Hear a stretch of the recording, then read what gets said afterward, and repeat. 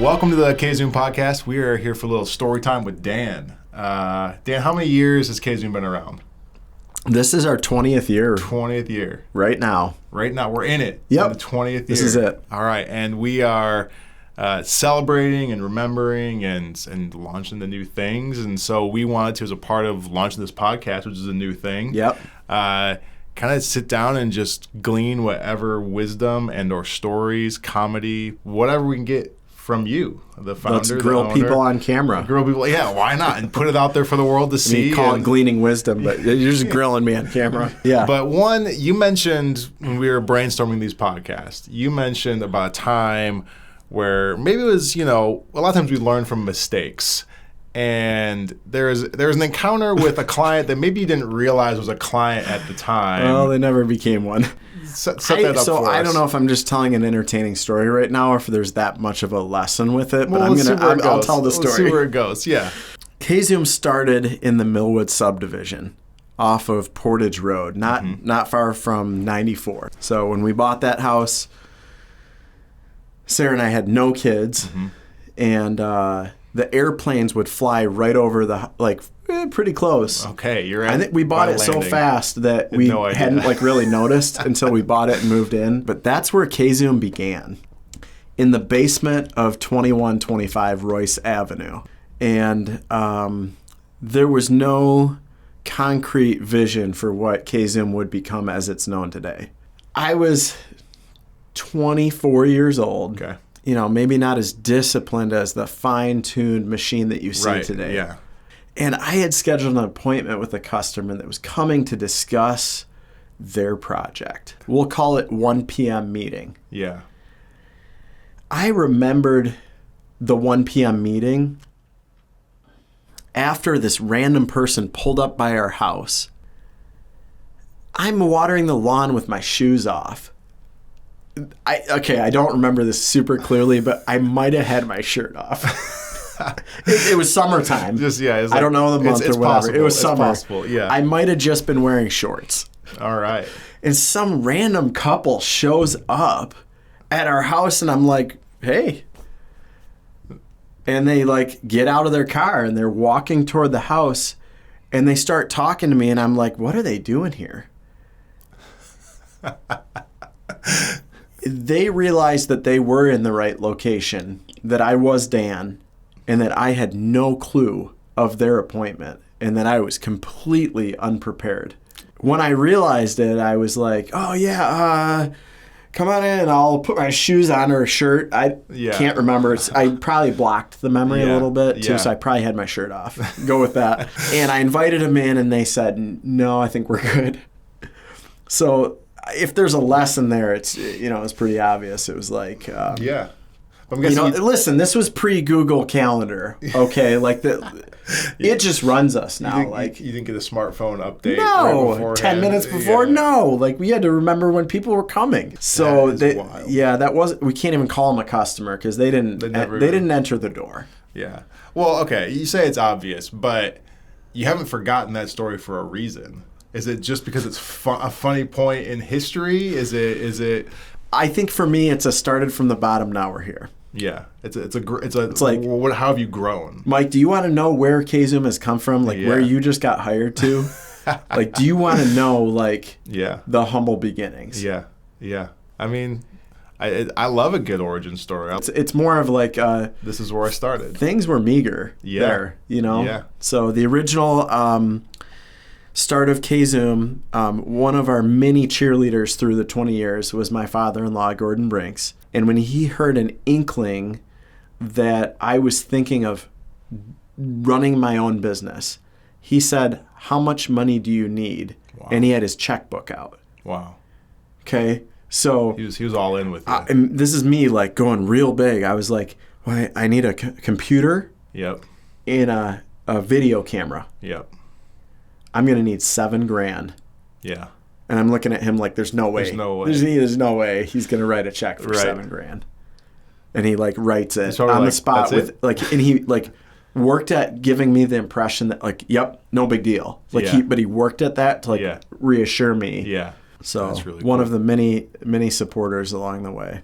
So let me change it then. How have you been able to, now 20 years later, kind of be able to be that cheerleader for other people, whether it's a small business owner or clients or people in the community?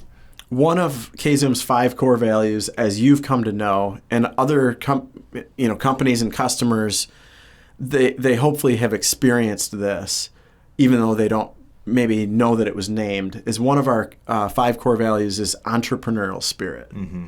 It was just me for 7 years. Yeah. And so some of the lessons learned during those time period and building a company from zero, getting a loan and paying it off right from the beginning or whatever, I get really excited about the initial visionary idea that's at that really humble, small level. Mm-hmm. And sometimes it's a bigger company that has a humble idea and they have the funds for it, right?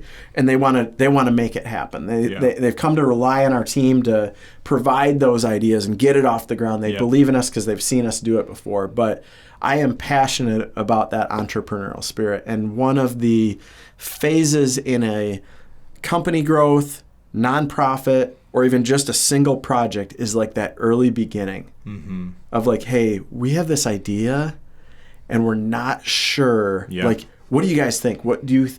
I love coming behind that idea and supporting it and then bringing all of the creative vision initially, but then bringing it to life later. And the steps throughout that entire process there, it just keeps getting better and better. So let's say for a video project, I love the editing phase. It's like people will see it and they're like, this is better than we ever could have dreamed.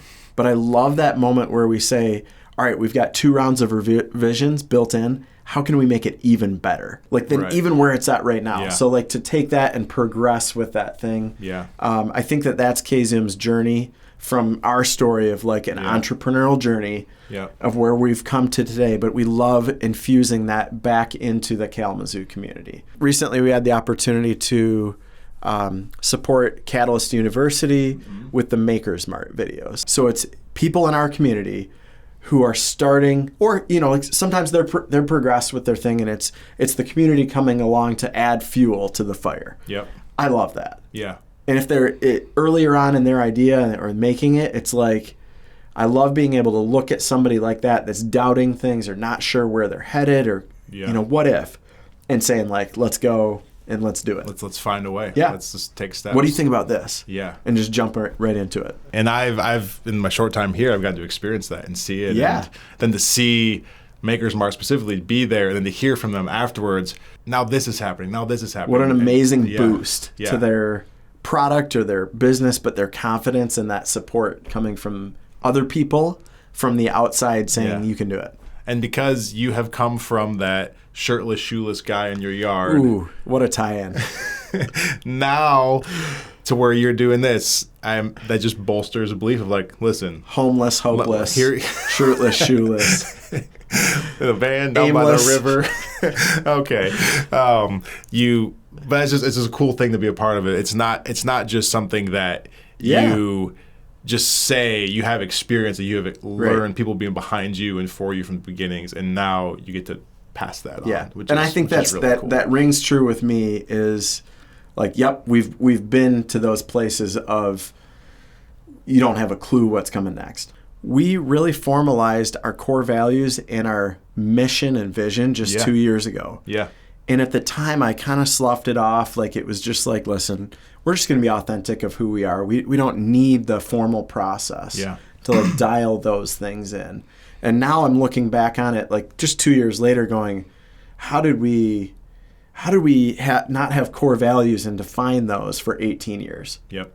So kind of a reflection on that, looking at that 20-year piece and thinking about those makers and the entrepreneurial spirit piece. Kzoom's mission is to advance the greatest causes. Yeah. And so I love that we get to, every day, come behind other people's causes. Yeah. And sometimes it's super personal. Their business owner, a local business owner or something that they've banked a lot of their money or investment or their career on to invest in that greatest cause. Yeah. From a low level all the way to a high level, whatever that greatest cause is, we enjoy being part of that for someone else. Yeah. Awesome. Well, thanks, Dan, for sharing a little bit of the journey. Yeah. We got there eventually. Yeah. Just kind of seems to fit. Yeah. But cool. Well, You're welcome, Mike. As Dan mentioned, we love helping ideas, even the smallest ones, come to light. So if you are out there with an idea and looking for someone who's gone through the journey of a small idea to now 20 years with a company, we'd love to work with you, or at least have a conversation and talk about how Kzoom can partner with you to help your dream come to life creatively. And we can wear clothes at the meeting. Yeah, we've come a long way from that front yard in Millwood. Yeah, thanks for checking out the Kzoom podcast, and we'll see you again next time.